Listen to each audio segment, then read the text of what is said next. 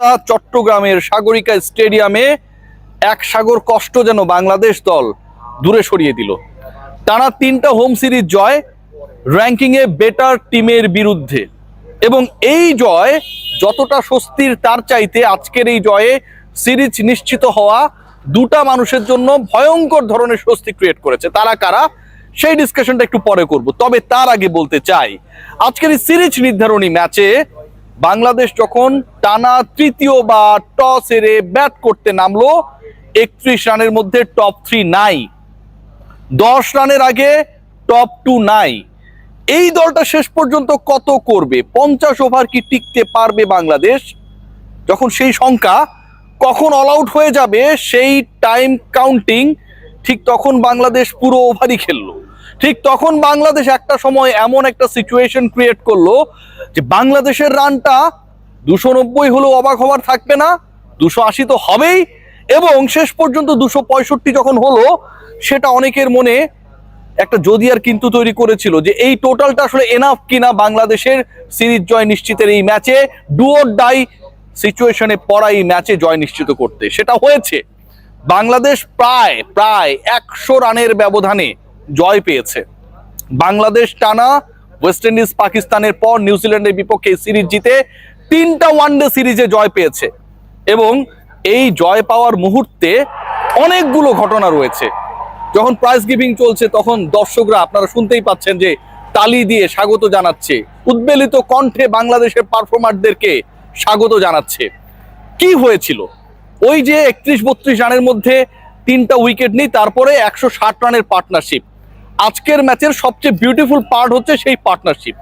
যেই পার্টনারশিপ গড়ে তুললেন লিটন কুমার দাস, নাজমুল হোসেন শান্ত। একজন ক্রিকেটার 19 ইনিংস পরে 50-র দেখা পেলেন লিটন কুমার দাস। সবশেষ পাকিস্তানের বিপক্ষে সিরিজের আগে যার 8 ইনিংসের 5টাই ছিল 0, ওয়ানডে ফরম্যাটে লিটন চলেন কি চলেন না সেই আলোচনাটা যখন তপ্ত কড়াইয়ে বুদবুদ ফেলা তেলের আগুনের মতো, ঠিক তখন লিটন কুমার দাস যেন নিজেকে পুনর্জন্ম দিলেন। লিটন কুমার দাস গড়লেন নাজমুল হোসেন শান্তর সাথে, অথবা নাজমুল হোসেন শান্ত গড়লেন লিটনের সাথে 160 রানের অসাধারণ একটা চতুর্থ উইকেট জুটি। বাংলাদেশের এই পার্টনারশিপের মাহাত্ম্য কতটা? আজকালকার আধুনিক ক্রিকেটে, ওয়ানডে ক্রিকেটে 160-র পার্টনারশিপ আপনার কাছে খুব বেশি গুরুত্বপূর্ণ মনে হবে না, কিন্তু তখন গুরুত্বপূর্ণ হয়ে যায় যখন বললাম যে প্রায় অফ ফর্মে থাকা দুজন ব্যাটার, একজন 13 ইনিংসে 50 না পাওয়ার পর গত ম্যাচে 50 করে রিটায়ার্ড আউট হয়েছিলেন তিনি, আরেকজন গত 19 ইনিংসে 50 দেখা পান না তিনি। এই তিনি মিলিয়ে বাংলাদেশের আজকের এই ম্যাচের টনিক রোলটা প্লে করেন।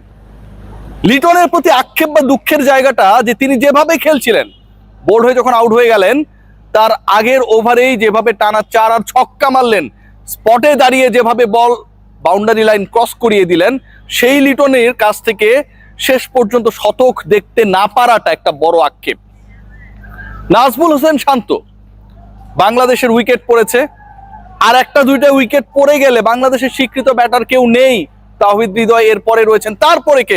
মেহেদী হাসান মিরাজের উপর সেই ভরসাটা কেউ পায় না।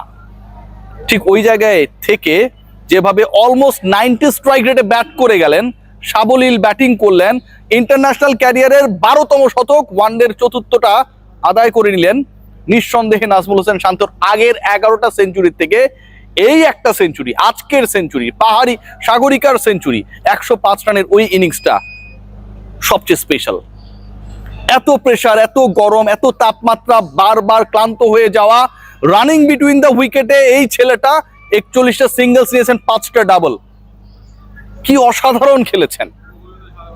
প্রতিপক্ষ যখন শুধুমাত্র প্রতিপক্ষ না, আপনার পরিচিত ওয়েদার, বৈরী ওয়েদারটাও হয়ে যায়, যখন প্রতিপক্ষ শুধু প্রতিপক্ষ না, আপনার দলের আগের 3 ব্যাটারও হয়ে যায়, ঠিক তখন এরকম একটা মোমেন্টাম ক্রিয়েট করার পর দলকে জয়ের সেই টনিকটা এনে দেন লিটন আর শান্ত।